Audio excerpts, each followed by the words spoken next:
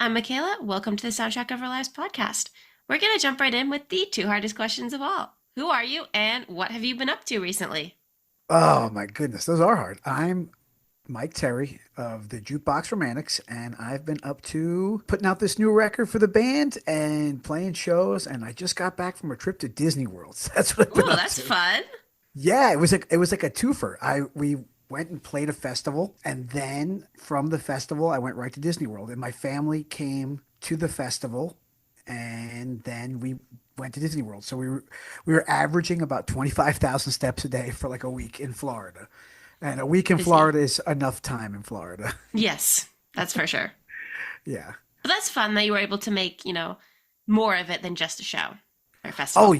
yeah. It's cool because we have been a band for quite some time, and so now as we get a little older and have families, it's fun to kind of include them in on some of the things that like we've done that not that they're not fun or not that each one isn't special, but it's fun to include them in to what we do with our lives outside of the family because it takes up so much of the time. Mhm. So it's nice that they can come and enjoy that, even though they came all that way and didn't get to watch us play because we played at Oh 1 in the morning. no. Yeah, well, they're like 4 and 1, so they're not Yeah. staying up till 1 a.m. Do they like the music? Yes. Definitely. Yeah. But they kind of have to. Right. They have no choice. They're forced. It's forced upon them. That's fun for them, though, to be able to experience all those things with you guys.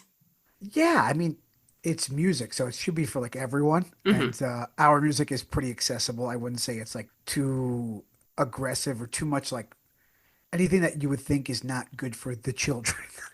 Say, I would say that like it's fine, even though like on stage we could be probably vulgar and a little ridiculous. I don't think it's like anything that you'd be like call the PMRC about. Hmm. It's just so. Has becoming, a dad changed how you make your music? Yeah, only because it gives more topics to write about, Hmm. especially like in today's like current and culture, like current events and culture. Being a punk band is inherently political, and being a father to children in the current like world and administration and to a daughter is kind of scary. And I mean, in any generation, I'm sure it's scary Yeah. just having kids. But like, I think our generation is very much more open about talking about how they Hmm. feel about those things, especially men.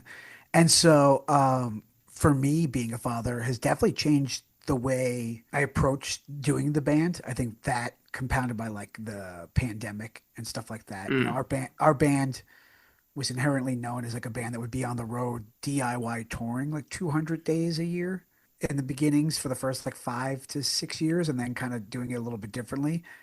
And now being a dad, I think more about like quality over quantity, Hmm. and also like just even writing, like specifically to answer your question originally was like is writing music, especially on our new record. I wrote a song about my son to my son before he was born, Oh.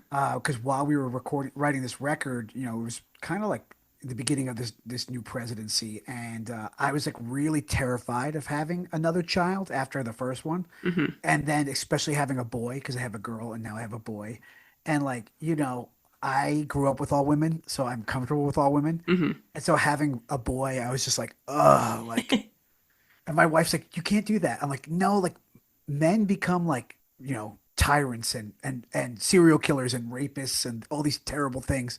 She's like, why would you go there in your mind? I'm like, I don't know, because it's the world we're in now. So like I wrote like one of our songs on the new record is called Good Night Future Boy, which is basically just like a letter to my kid, like apologizing for the world, Hmm. but also like it's his problem now.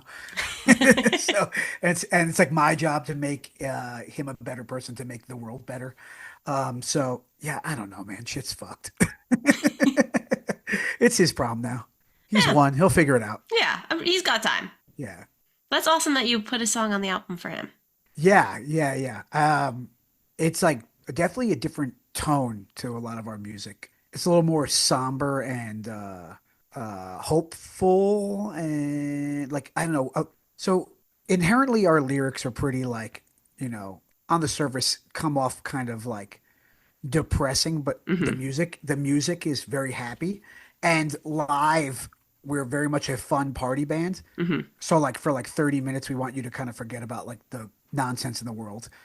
And so this song was like a little bit more specific to a topic and less like kind of like everyone can relate to it in some way. Hmm. Because I feel that way with music, like when you're writing something, and I feel like it's with books and stories. It's a little less with long form stories, but like with music, when once you write something, no matter what it's about, as soon as you like put it out into the world, like unless it's directly about something very specific, like the song kind of becomes what it becomes. And Yeah. to me, it might be a song about my son, or like the, hopefulness, and to somebody else, it could be like, I don't know, just about like something that means something different to them, and Hmm. that's totally cool. But I feel like for this specific song, it was very specific to a topic and to a thing, and like it can only be about that thing, Yeah. which is like hope for the future, Just a good and thing to future have. generations. Totally. But it's a different way of writing for me Yeah. specifically. And we did that a lot on this record, where it's like different ways of approaching how to write music and songs. How'd you guys kind of change up your approach to writing music? So I think it was more like purposeful, in the sense of like one of the songs on the record is about cannibals and like it was specific because originally it was written for a film. Like a filmmaker Hmm. approached us and was like, "We want you to write a song in your style about like cannibals." Hmm. So I was like, "Okay, that's cool. I've never written music that way, like almost like an assignment of like write Right. this like this." Usually it's like this song's about like heartbreak or the government or a breakup or like drinking too much or something fun and Hmm. stupid or benign or something very serious. And so that was like, every song kind of was approached with a little bit more like this is the topic and this is what Okay. it's going to be about, and like let's get there. And some not so much, but more so than in other times. This is our fifth record, and more so than other times has there been more purpose towards each song. Do you think you're going to continue with this method moving forward? I don't know because we've been a band for about 17 years, and this is our fifth album. And every time we make a record, we're always like, oh, like that'll probably be the last one for a while. And maybe we'll Hmm. just like release songs because that's like what everybody does now, Yeah. right? They just like release a single and then it's just out in the world and kind of doesn't live anywhere. And like, I kind of like the idea of albums still, with like, Hmm. this is a collection of a time period. And Yeah. mind you, me personally, I'm very much like a live music person. I feel like punk rock is inherently a live thing. Yes. It's so much Um, better live. yeah, it's a show, and each show is unique. When you make a record, like the record is the record forever, right? Hmm. So like what you listen to on that record is what I listen to on that record, and it's always going to be that. And it's just a capture of a specific time, and that's it represents those songs as a whole together, and that's super cool. But a show is, hey, we are playing, I don't know, the Middle East in Boston in February and it's snowing and we played a show and it's crazy. And that memory is tied to anybody who was at that show, Hmm. specifically in that venue on that night in February when it's freezing cold and we drove through the ice and storm to get there, and we had all these memories to that night, but it's only unique to those people, right? Hmm. And so they get to whatever happens on stage or in the crowd or conversations off stage or whatever is specific to that night. And when you're on the road as a band, or just as a fan, like each night is unique, whereas the record forever. And Hmm. they both serve its purpose for Right. music and things. But I don't know if we'll approach the next record the same way, to answer your question. It maybe we will, maybe we won't. We'll see. Hmm. So, having been on the road for so long, played a lot of shows, do you have any from the years that really stand out? Yeah, there are a ton.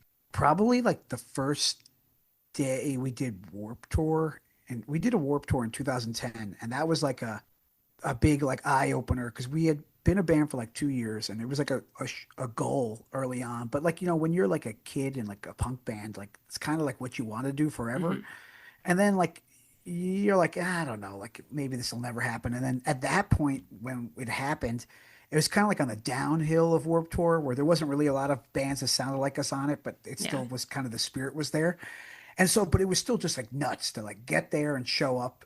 And like it wasn't like we were there like the first day of camp. Like, like when you were a kid and you went to camp and everybody or school and you showed up the first day of school, it's the first day for everybody. Hmm. Like when we showed up on the tour, it was like day 50 of like 65.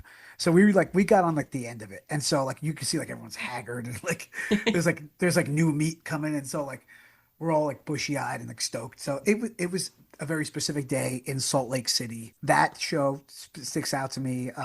A basement show in UMass in Amherst Hmm.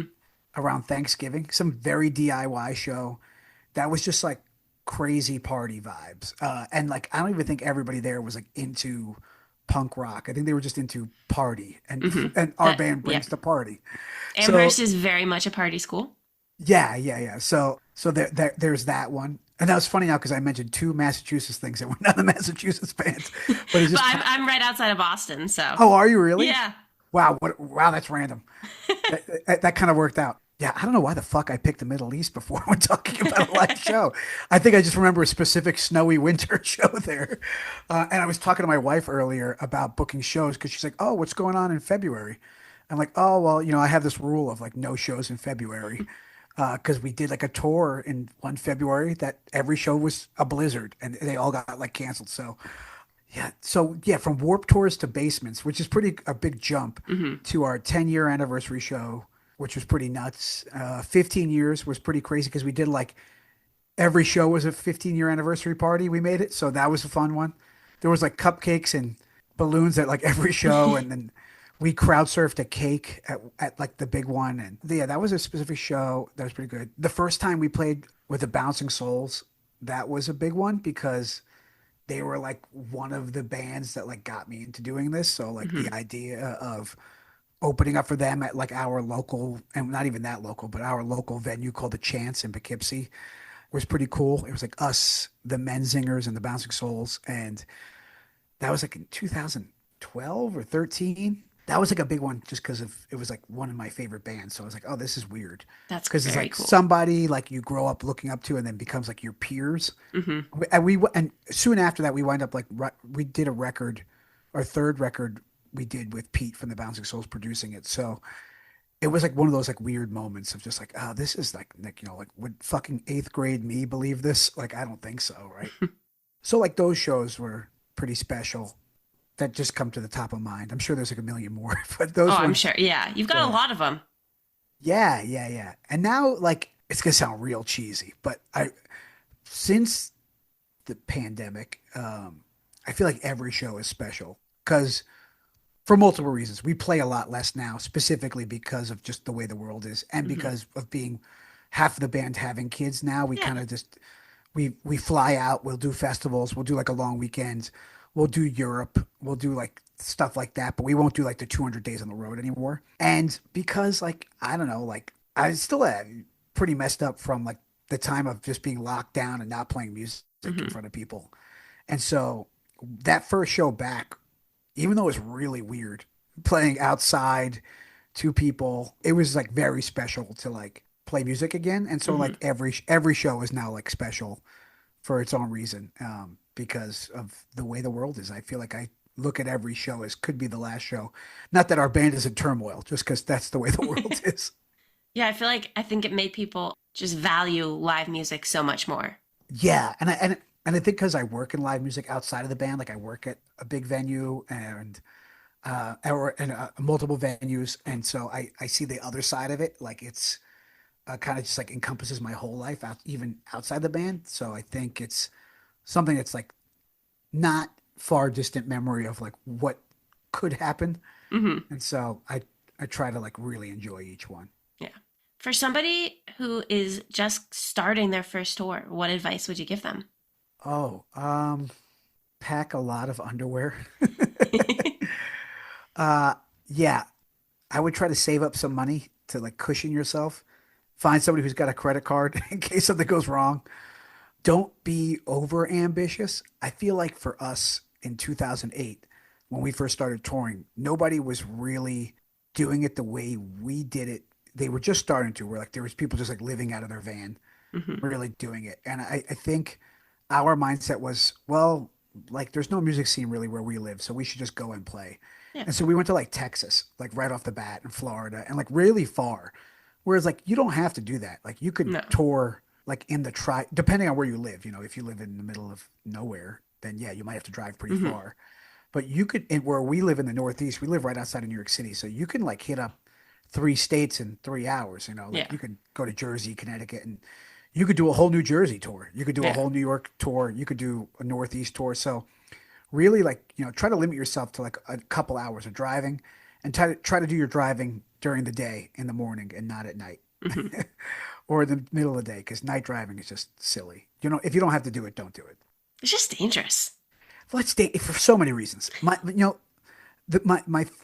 thought is if you don't have to drive overnight, which a lot of bands do drive overnight because Hmm. just you get out Yeah. late and You you got to get have to the to. next place. It is Yeah, what it is. but if you don't have to, if you have a place to go back to stay, or you have a hotel or your friends or whoever, like just stay. Like do the drive the next morning because you won't be as tired. And like if something goes wrong on the road, wouldn't you rather it go wrong during the day than at night? Like you could see things, there are more people around to help you, breaking down in the middle of the night, you're probably waiting around till the morning anyway Hmm. if there's nothing going on. Are you So speaking from experience? oh, 100%. 100%. We broke down a lot in the early years, like a lot. I mean, you're going to break down. Like Yeah. that's like my number one advice to like people going on the road is being prepared to break down and how to handle breaking down. So, Hmm. What uh, advice do you give for breaking down? don't break down, meaning like internally, like Hmm. problem solve, don't get mad at each other, take deep breaths and you'll figure it out. You won't be stranded forever. So, Hmm. Definitely a lot easier said than done, though. yeah, I think you just have to do it. If you think about it too much, you won't do it. You'll Hmm. be afraid, and then you won't go. Yeah. You have to be willing to be okay with being stuck in the middle of Montana for 2 days, Yeah. or 3 days somewhere, or a week, or in Benson, North Carolina, on the side of a highway, like living out of a Days Inn. So you have to just be okay with doing that. And if you could find somebody in your band who's a mechanic, that That'll helps be a lot. helpful. We did not have that luck, but I think we could all change a tire and maybe a couple of things, but that's about it. Yeah, maybe become a mechanic and then go on tour. We have a couple friends bands who have mechanics in the band and it the amount of money they save is wild. So Smart thing to do. right, right, right. I feel like we could all know more about our cars. I feel like it's something that should be taught or a mandatory class you take before you get a license to like Yeah.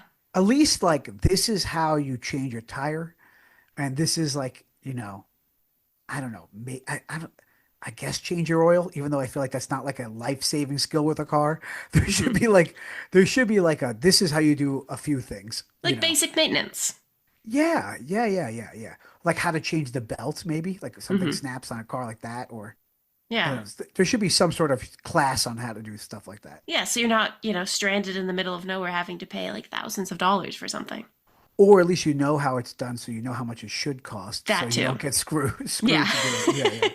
That is a good idea for educators out there. So, going back to the album that's coming out, which is super exciting. Yes, yes, yes. Yeah. How are you guys feeling leading up to the release? So it's out. It came out Oh, as yes, of sorry. it's all good. It came out as of recording this 2 weeks ago. Yep. It's going good. Like we released a couple songs leading up to it, a couple singles and videos, and we played a festival and people were singing along. And so that's pretty cool because they were singing along to a song that was like a week old, and Hmm. that doesn't really happen that often. And then recently we had a song picked up on satellite radio, like on Sirius or XM or whatever it is. And so that's super cool because that doesn't really happen to bands like ours. Like, we're like not, we're nobody. Not that we're nobody, but not that we're like anybody that's like whatever. So it's a big deal for us. And so it's cool, for that to happen. And everybody, fans have been saying that they really like it. And it's tough because like our last record people really liked. And so since that record, we've released some like random songs or an EP. And so when this record came out, people are like, "Oh, it's really good. Like, I think it's your best, or I think I like it, more than the last one, or I think it's better, or this or that." And so it's cool. Like, it's a weird thing that we all do, right? We all rank like our favorite records and Yeah. favorite songs and bands, and from our favorite bands. So it's funny hearing people say it about your music. You're like, oh, like this is. Why don't you play this song anymore? Like, this is my favorite record, or this is my song, and this and that, and that. And like, I think that's super cool that people even give a crap to even say that. Hmm. And so, yeah, the response has been pretty cool, and it's fun. We've just been playing a few shows to like promote it, so it's exciting playing like all these songs live. And we're definitely one of those bands that try to like play as much as their new stuff as people will tolerate, because people want to hear old songs too. Yeah. So, but I feel like unless you're like this a huge band, like you should be able to play whatever. Yeah. You're not like Blink 182, so you got to play like 12 radio songs. Like you could play whatever you want to play. So it's exciting playing new music because it's fun. Hmm. That's awesome. I feel like it's always weird ranking albums because when that album was your number one, it was number one for a reason. And then you Yeah. change, and then the new album is number one. Like, that's just natural.